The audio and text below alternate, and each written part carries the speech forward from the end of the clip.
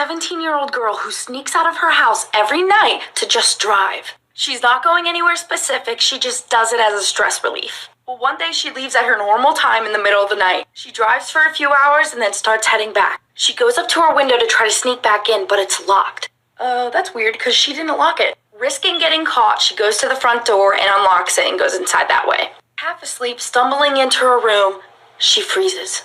Her room is different.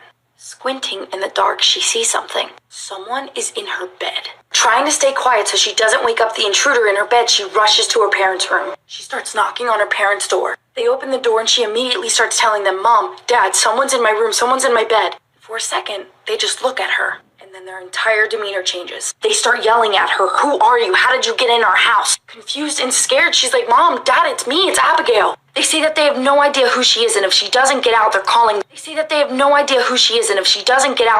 the police. Scared and confused, she runs out of the house and gets to her car. On the verge of tears, she pulls into the police station and runs in.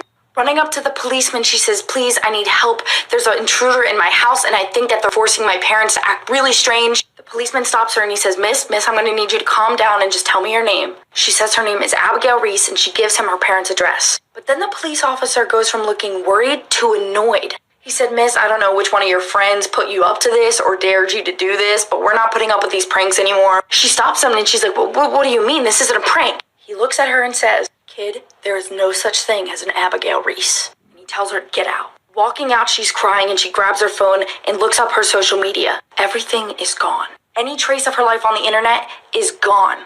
In tears, she looks up from her phone and sees some random guy leaning against her car. He stares at her for a second and then says, "They didn't believe me either."